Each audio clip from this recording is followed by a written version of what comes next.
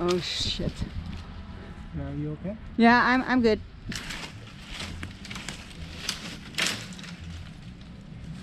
I missed that one on my morning round. These tracks were left by the larvae of whoever was living under the bark, made these tunnels. And then the woodpecker came along, stripped it off, and he was trying to find if there was anybody else left in there to eat. That's what happened there. It's the crime scene. Is it murder or is it suicide? That's the determination we have to make.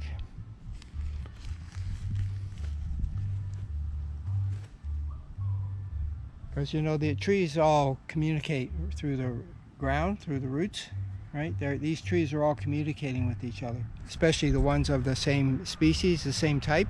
When they're planted like this, they create this underground network of mycelium. It's a type of fungus that grows as mycelium, which is just a long strands. They're like filaments. And they're hollow. Mycorrhizal fungi transport nutrients from place to place. They extract nutrients from the soil that the trees can't access and give it to the trees, and the trees provide sugar to feed the fungus, because the trees can make the sugar from their leaves. Through photosynthesis, they make the sugars, which are transported down to the roots and feed the fungus, which is the actual source of the nutrients that the tree needs in order to thrive. Okay, so that's an economy. Yes, it's an economy, and there's a lot of give and take in it. There are instances where different tree species will feed each other through this network. You know, when the hardwoods are in full force, they're really producing a lot of food, and they may feed that to conifers, who will then in the winter return the favor when the conifers are still alive in the winter and the hardwoods are asleep. So this is an interspecies affair?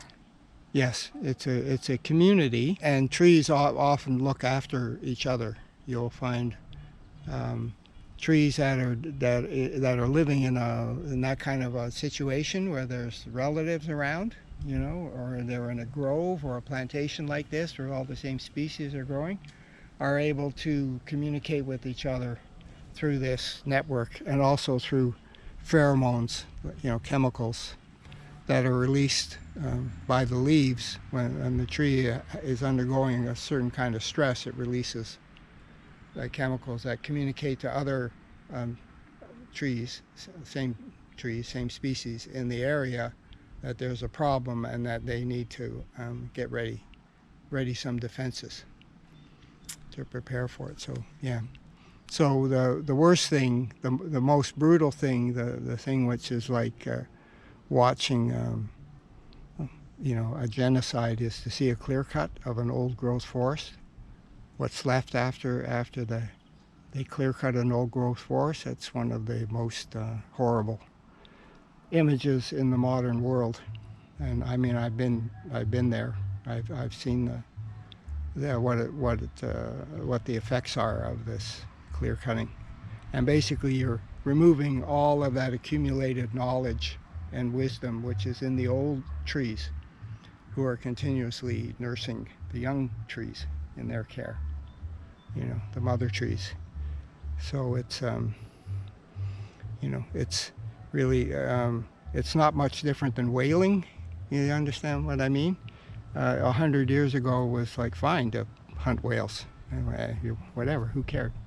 They were easy targets, and it was considered a fabulous way to make money, and huge fortunes were made in the whaling industry in the 1800s, and especially when they moved to steel-hulled boats with diesel engines and steam-powered harpoons then the slaughter really intensified and drove some species very close to extinction. It took generations to change that, and it's still going on. There are still harvesting of whales going on around the world. The success of the movement to save the whales was to portray the whales as intelligent beings who cared deeply for their children and lived in communities and had a unique language.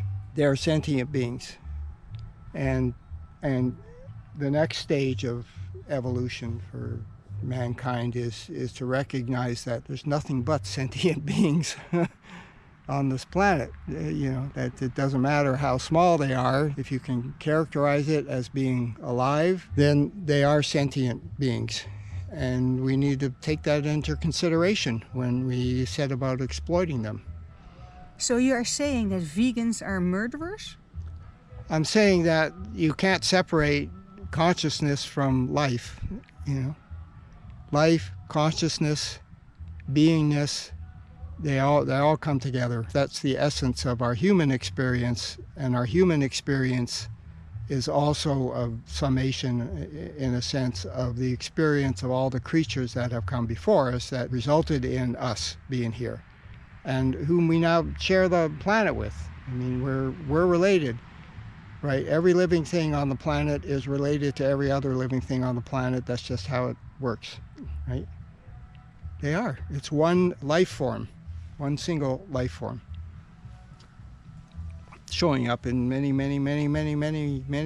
countless variations. Well, God is pretty creative. Yes, yeah. I wouldn't put any limits on the Creator, really. That would be foolish, wouldn't it? It would be putting limits on ourselves as well, since we're always attempting to create partnerships with the divine. Anyway, enough. What date is it today? 18th of July, 2021.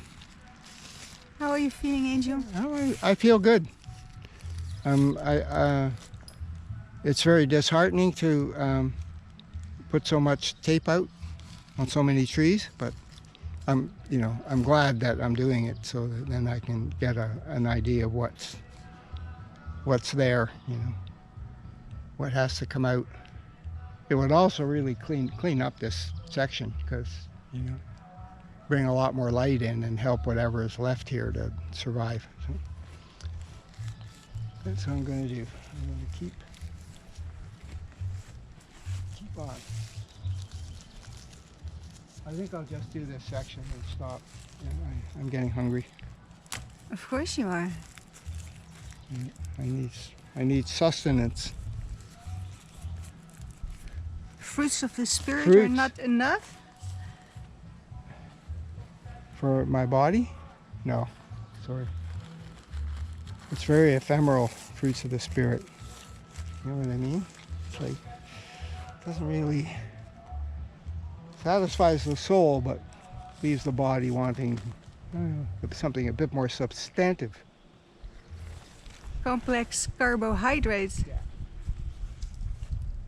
Spirit is very ephemeral, as we all know. Otherwise it wouldn't be called spirit. You could put it in a bottle. Well, I guess they do. Oh, they're on the other side of the fence anyway. Don't worry about it.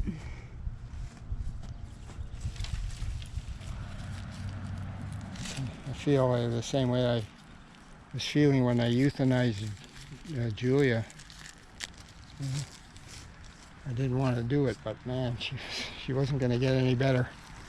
She was just going down and down and down. Oh, fuck. Well.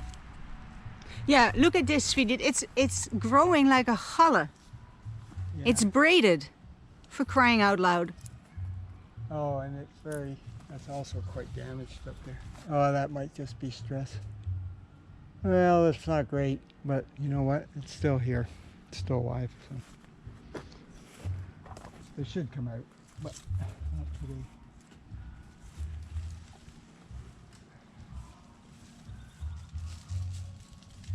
a plantation should be looked after every year. You should go walk through your plantation and take out what needs to be taken out, and do whatever you need to do to promote the health of the plantation. It is a farm. It is a type of farming. It takes place over 20, 30, 40 years, sometimes 100 years, depending on what you're growing, but yes, it's farming. And these trees should be spaced the same as the alleyway. So this spacing is okay. But anything less than that is crowding them. And when they're crowded, they're fighting for light. They're not going to do very well.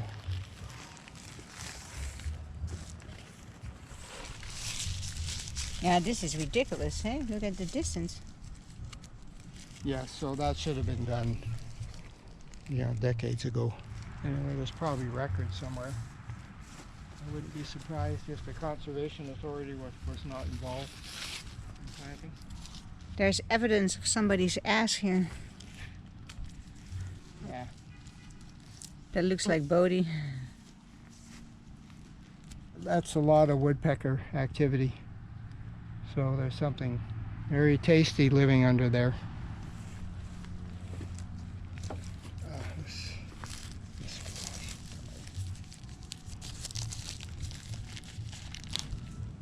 Whoa, look at this guy. That looks very stripped. Big one too. It's not good, but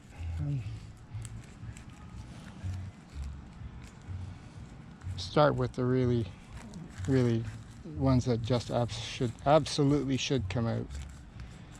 I mean, who knows, if you free up some more light, maybe some of these trees that aren't looking so hot will come back. You think there's redemption possible? Yeah. I mean, the woodpeckers are stripping the bark off, but they're not getting the underlayer. This is old bark, right? Last year's bark. Yeah, there's stuff living under there, but they're not going right into the tree except for here. They did. Yeah, and up there, and yeah. I mean, these trees are not healthy, and but it's still alive.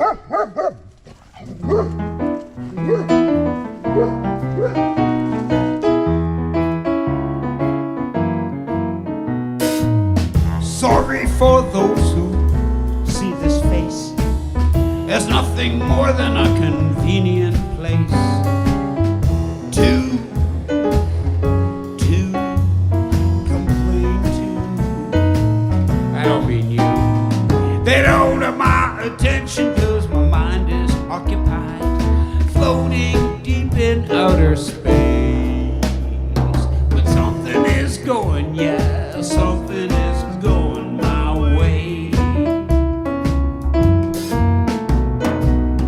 Finally, yeah, finally, I can say to myself, I'm gonna be okay. Something to feel good about all day. I can hear and I can see and I can feel the positivity. When something is going, yeah, something is going my way. Let each minute last an hour. Let each hour last a day. Let me give thanks and be grateful. And when something is going my way.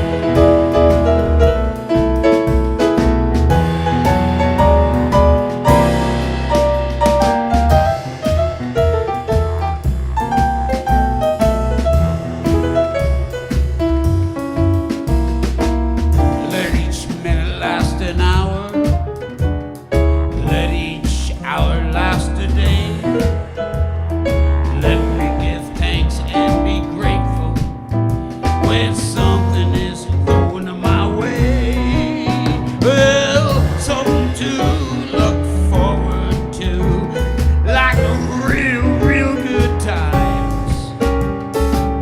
What else does anybody need to chase away the blues? To smell the, touch the, taste the, see the, really live the positivity. When something is going, yes, something is going my way.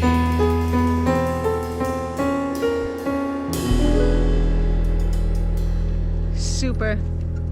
Yeah, thank you for paying attention.